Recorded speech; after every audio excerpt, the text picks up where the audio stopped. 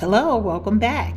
I'd like to start by saying a thank you for your coffee donation to Amaze and subscriber Sharon. I appreciate you. I am enjoying a vanilla latte today. So, with that, let's get started. It has indeed been a pleasure to read this book that is helping all of us to understand what is at stake. But as we conclude this series, let's take a look at what we have learned. I would be remiss without giving a shout out to those of you who are sending me important things to add to the conclusion of this podcast that tells me you're listening. For example, this People's Guide to Project 2025 was sent by A. Mays just in time as I figured how is the best way to conclude this series. I think you'll find this very enlightening, and as always, check the pinned description for a link to the PDF so that you can read for yourself. After all of that reading, what have we learned?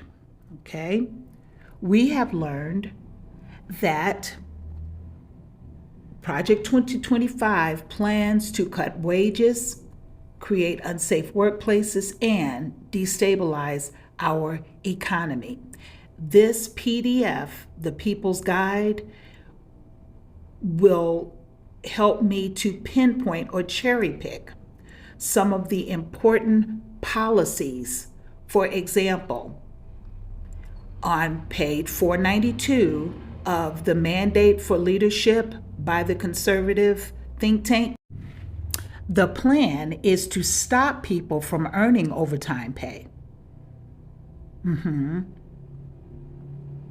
In 2024, the Biden administration issued a policy that will make over 4 million workers newly eligible to qualify for overtime pay.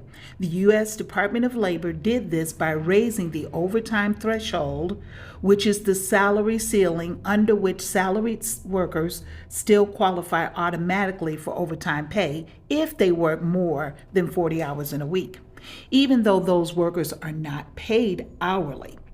Raising the overtime threshold increases the number of workers with guaranteed overtime protections. Currently, the threshold protects non-hourly workers who make up to $43,888 annually, and it's set to rise again in 2025 to apply to people that are making $58,656. Project 2025 doesn't want to raise this threshold. Instead, Project 2025 proposes lowering the threshold and taking away overtime eligibility for millions of workers. This would leave at least 4 million working people in industries that pay annually, but still at lower wages, stuck working long hours without overtime pay. Everything from hospitality to manufacturing, administrative roles, and more. For the sake of time, I cannot read all of the proposals that we have talked about in previous chapters, but I will plan to highlight a few of the facts to motivate you to download the free resource for yourself. In our reading, we also learned that Project 2025 will make it harder for Americans to make ends meet. How will they do it? They plan to restrict access to food assistance. On page 299 and 300 of their Mandate for Leadership, Project 2025 would make it harder for people to access food assistance by adding ineffective requirements and reevaluating important programs. For example, according to research from the U.S. Department of Agriculture, 86% of all supplemental nutrition assistance programs, SNAP, go to households that include a child, elderly person, or person with disabilities, and more than 92% of all SNAP benefits go to households with incomes at or below the poverty line.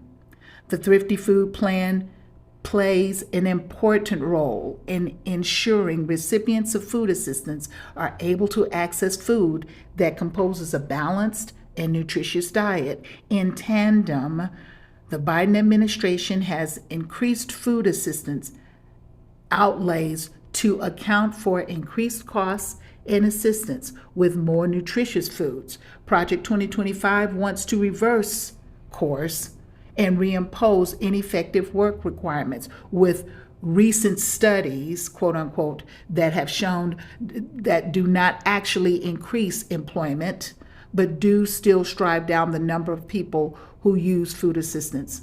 On to SNAP and reevaluate the Thrifty Food Plan. I read this from the part that discusses this in the guide that I will give you in the pinned comment below. Let's continue. We also learned Project 2025 will restrict reproductive rights and access to health care. Despite the majority of Americans supporting comprehensive health care and reproductive freedom, Project 2025 would prefer a far different reality. Their attacks would undermine Medicare, keep prescription drug prices high, and restrict access to reproductive care. We learned that Project 2025 will also enable discrimination across society, threatened by decades of progress in advancing civil rights and equality for all, which we're now celebrating, the Civil Rights Acts. The authors of Project 2025 want to create a country that allows for more discrimination, where we live, study, work, and play, and roll back hard-fought victories by our movements for progress. We've learned that Project 2025 will set polluters loose and undo climate action. We've waited decades for meaningful and robust federal action to combat climate change and protect people from the harms of pollution. Project 2025 couldn't care less about these threats, and now they want to destroy our hard-fought gains. Project 2025 will also make education unaffordable and unwelcoming. Our public schools are foundational to our democracy. When special interests undermine public schools, they undermine the ability of students from all backgrounds to learn, feel safe in their community, and develop skills and knowledge that enable students to thrive. If Project 2025 has their way, our public schools could be stripped of funding, the protections for students, and high-quality curricula, and teachers like me of color who wish to inform other students of color about their heritage by teaching Black history or by teaching about slavery. Teachers like me under Project 2025 would be put in jail. And finally, we have learned that Project 2025 plans to undermine the government's ability to deliver for people. Civil servants are federal employees who work and live in all 50 states. The more than 2 million people who keep the air clean, water safe, consumers protected, and mail delivered, these people would be out of a job. Attacks on the nation's civil service are attacks on the government's ability to work for the people.